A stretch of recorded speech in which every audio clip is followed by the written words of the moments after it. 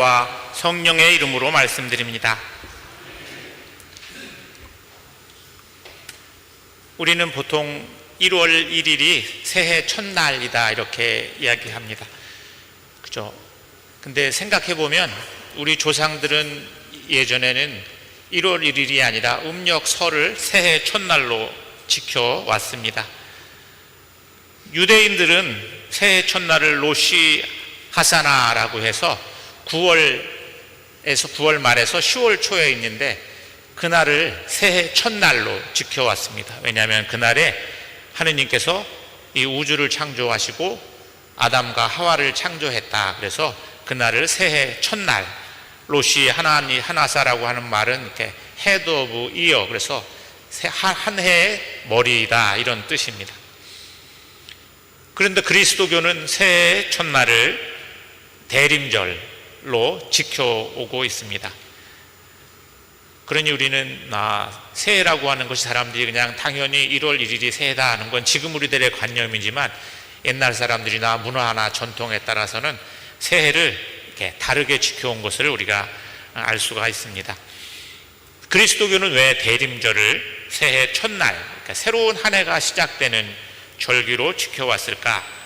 이 대림절은 다 아시는 대로 기다림의 절기입니다. 왜 그리스도교는 이 기다림으로 새로운 한 해를 시작할까 이런 생각을 해보게 되는데, 왜냐하면 우리가 기다리는 것이 우리를 규정하기 때문입니다. 우리가 무엇을 기다리냐, 무엇을 기다리고 살고 있느냐가 지금 여기에 사는 나를 규정하게 됩니다. 혹시 여러분들 등산을 좋아하는 분들은 한 번쯤 다 지리산 천왕봉이나 이렇게 높은 산에 올라가 보신 분들이 계실 텐데, 저는 지리산 천왕봉, 지리산을 예전에는 1년에 한 번씩은 지리산 종주를 했어요. 제가 예전에 은퇴하신 신부님하고 이렇게 한 번씩 등반을 했는데 안 간 지가 20여 년이 넘은 것 같아요. 근데 그 지리산 천왕봉에 올라가면 아침에 일찍 이렇게 카메라를 들고 산으로 오는 분들이 계세요. 그분들은 어떤 분들은 그 산 위에서 한 달을 사세요. 아주 자신이 바라는 아름다운 컷, 일출의 광경을 한 컷을 찍기 위해서 한 달을 기다립니다. 그러니까 그 사람들이 거기에 머무는 동안은 그 아름다운 한 장면을 만들기 위해서 모든 날을 이렇게 지내면서 살게 되죠. 여러분들은 무엇을 기다리고 있습니까? 지금 내가 기다리고 있는 건 뭔가? 이 대림절기는 그것을 묵상하는 절기입니다. 나는 지금 뭘 기다리고 살고 있나? 우리 가족은 뭘 기다리고 살고 있나? 우리 교회는 무엇을 기다리고서 살고 있나? 왜냐하면 그것이 지금의 나를 규정하기 때문입니다. 우리가 잘 아는 빅터 프랭클이라고 하는 죽음의 수용소라고 하는 책을 쓰신 분은 아우슈비츠 그 수용소에서 극심한 고통 가운데서 어떤 사람은 그 어려움을 견디면서 살아가는 사람이 있는가 하면 어떤 사람은 스스로 혹은 몸이 쇠약해져서 죽어가는 사람들을 보면서 무엇이 사람들의 생과 사를 가를까? 무엇이 한 사람의 자기 정체성을 규정하는 것일까? 이런 걸 가지고 깊이 연구를 해서 그분은 로고세라피라고 하는 새로운 심리치료 기법을 우리들에게 남겨주셨는데, 그분은 사람들이 오래 그 극심한 고통을 견디면서 살아남을 수 있는 힘은 육체적인 건강함이 아니다 하는 걸 발견했어요. 육체적인 건강함보다는 자신이 기다리는 의미 있는 미래, 예를 들면 나는 꼭 내 인생에서 이것을 성취하고야 말아야 돼, 나는 이것을 꼭 해야 돼 하는 것들이 있는 분들은 거기서 살아난다. 나는 이 아우슈비츠를 빠져나가서 내가 이루려고 하는 그 삶의 목표를 이루어야 돼. 어떤 사람은 꼭 만나고 싶은, 내가 이 수용소에서 빠져나가서 꼭 만나야 되는 사랑하는 사람이 있어, 그 사람을 꼭 만나야 돼 하는 그 기다림, 의미 있는 기다림을 가지고 있는 사람은 그 극심한 고통들을 다 견디면서 살아남더라 하는 것을 발견하고, 어떤 어려움 가운데 있어도 사람들이 자신을 살아남게 하는 것은 의미 있는 미래에 대한 기다림이라고 하는 것을 발견하고 로고세라피라고 하는 것을 저희들에게 남겨주셨습니다. 근데 이런 기다림이 지금의 나를 규정한다는 이 말씀은 실은 한 개인에게만 해당되는 건 아니에요. 한 공동체에도, 특히 이스라엘 백성에게는 그 기다림이 굉장히 중요해요. 그 기다림은 이스라엘 민족의, 한 민족의 정체성을 형성하게 됐죠. 이스라엘 사람들은, 우리는 식민지 경험을 36년 했지만 이스라엘 사람들은 몇백 년, 수백 년을 나라 없이 제국의 식민지로 생활하면서 그 고통스러운 식민지의 경험을 하면서 이 사람들은 늘 하느님께서 마침내 우리를 구원해 주실 거야, 우리에게 새로운 미래를 열어주실 거야 하는 희망을 포기하지 않았습니다. 우리는 30년 지내면서도 이제 그냥 일본 사람들하고 우리는 동화돼 살아야 돼, 내선일체 뭐 이런 걸 우리가 받아들이고 살았는데, 수백 년을 지나면서 사람들이 하느님의 궁극적인 어떤 구원을 기다리면서 살았다는 것은 참 쉬운 일은 아닌 것 같아요. 그죠? 예루살렘이 함락이 되고 이스라엘 백성들은 다 뿔뿔이 흩어졌죠. 나라를 잃은 백성이 됐어요. 디아스포라, 그래서 세계 각지에 흩어져 살면서 이 사람들은 날마다 기도해요. 날마다 하는 기도에서 내년에는 우리가 예루살렘으로 돌아가서 하느님을 예배할 수 있게 해주십시오 하는 기도를 2000년 동안 드렸어요.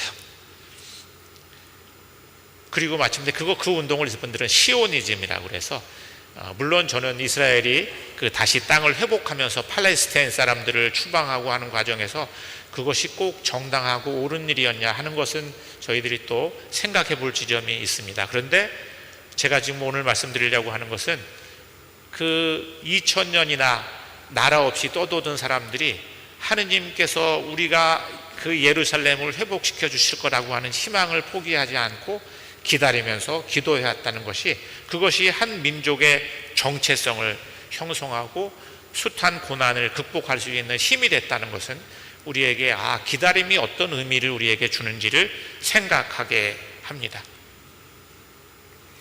오늘 저희가 들은 이사야서 말씀에서도 보면, 이사야가 그 당시는 이제 아스리아라고 하는 큰 강대국이 실은 북이스라엘을 멸망시키고 이 남유다를 이제 멸망시키려고 막 하는 사이에, 근데 유다 백성들은 굉장히 하느님을 저버리고 타락한 세상을, 종교적으로 타락한 세상을 하면서, 그럴 때 그 위기의 상황에서 이사야가 무슨 얘기를 하냐면, 하느님이 우리에게 주실 미래, 그 미래는 어떤 미래입니까? 여기 성경에 보면, 그가 민족 간의 분쟁을 심판하시고 나라 사이의 분규를 조정하시리니 나라마다 칼을 쳐서 보습을 만들고 창을 쳐서 낫을 만들리라.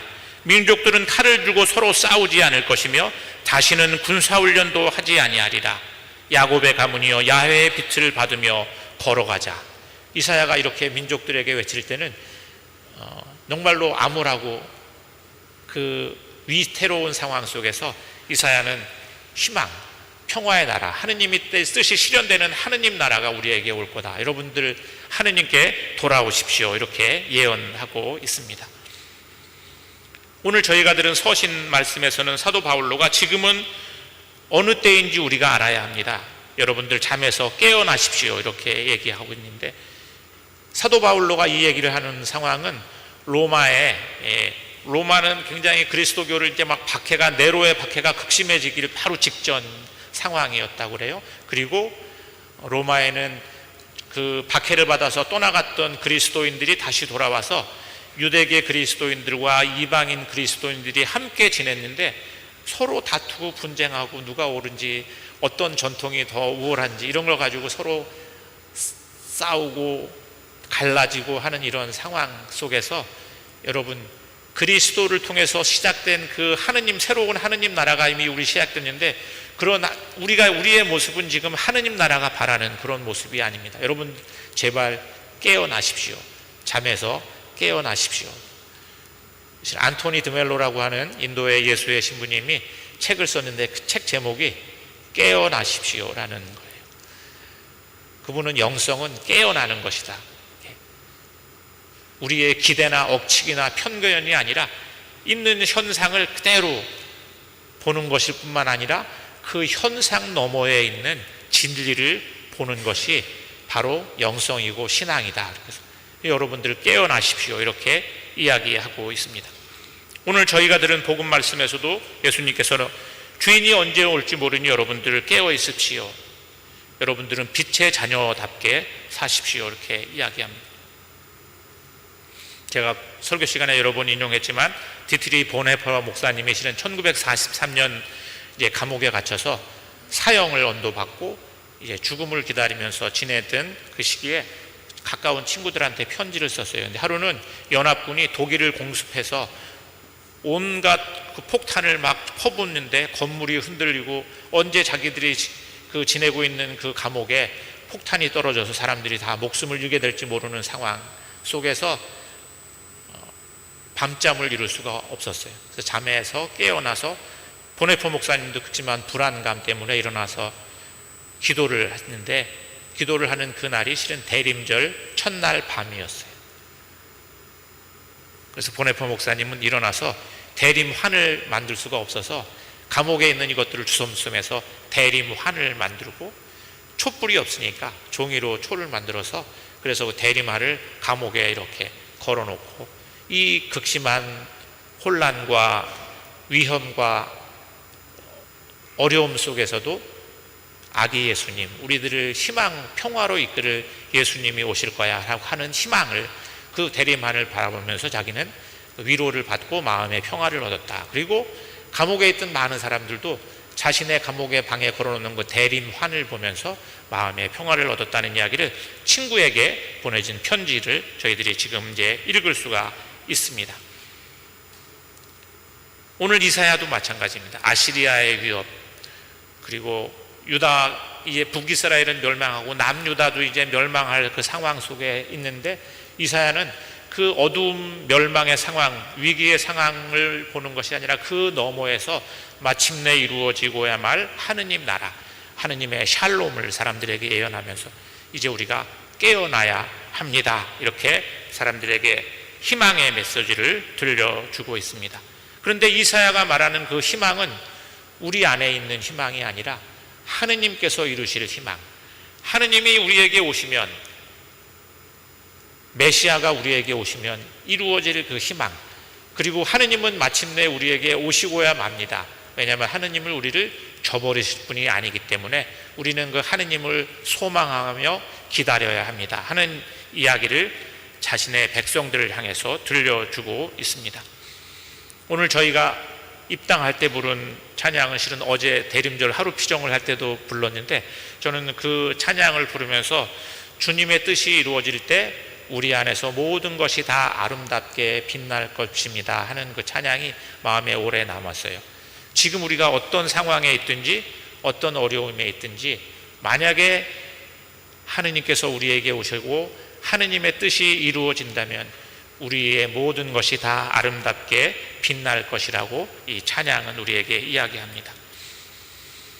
대림절을 동안은 저희들이 잘 어제 피정을 하신 분들에게 말씀을 드린 거지만 대림절 동안은 저희가 늘 이렇게 묵상하는 몇 사람의 인물이 있어요. 한 분은 세례 요한이고 한 분은 이사야, 특히 제2 이사야는 바빌론 포로기 때 이스라엘 사람들의 그 암울한 식민지와 낯선 땅에서, 남의 나라 땅에서 지내면서 귀향, 우리가 예루살렘으로 다시 돌아가서 성전을 짓고 하느님을 자유롭게 예배할 날이 오고야 말 것이다 하는 예언을 계속했던 예언자이기 때문에 이 대림의 절기는 그런 기다림의 절기예요. 내가 잃어버린 고향으로, 원래 본래의 내 모습으로, 나는 지금 이렇게 살아서는 안 되는데, 이런 상황에 처해 있어서는 안 되는데 내가 회복돼야 된다고 생각하는 그 본래의 모습, 본향으로 우리가 또 하느님께서 우리를 돌려주실 것이라고 하는 것을 희망하면서 기다리는, 그러니까 어떻게 생각하면 대림절은 크리스마스 선물을 기다리는 그런 기다림이 아니야. 아주 절실한 그런 기다림의 절기입니다. 우리 안에서 태어날 아기 예수, 우리 교회 공동체여서 태어날 아기 예수, 이 역사와 사회 속에서 태어날 아기 예수, 하느님께서 오시면 이루어질 그 모든 평화의 나라를 우리는 기다리면서 살아가야 하는 사람들입니다. 그래서 히브리서 기자는 우리는 세상의 이방인이고 나그네입니다. 우리는 이 세상에 살지만 우리가 바라볼 세상, 우리가 기다리는 세상은 따로 있습니다. 이렇게 우리에게 이야기해 주고 있습니다. 그래서 저는 이 대림절 기간 동안 우리 소원교회 모든 교우님들이 우리들 마음속에 또 우리 교회 공동체 속에서 태어날 아기 예수를 준비하기 위한 40일의 여정을 이렇게 기도 운동으로 여러분들에게 제안하고, 지난주에 잠깐 말씀드렸는데 제가 이렇게 자료를 만들어서 다 나눠드렸지만 늘 그래서 어떡하라는 얘기야 하는 얘기를 제가 들어요, 뒤에서. 그래서 한 번만 더 말씀을 드리면, 이따 회장님께서도 안내하실 때 안내하시겠지만 우리는 하루에 3번 기도합니다. 이렇게 모여서 기도하고, 모일 수 없는 분들은 여러분이 있는 자리에서 기도해야 돼요. 매일 저희가 나눠드린 묵상집을 가지고 기도를 하게 됩니다. 아침에는 7시에 교회에서, 또 여러분들이 집에서 유튜브나 밴드로 여러분들 기도할 수 있고요.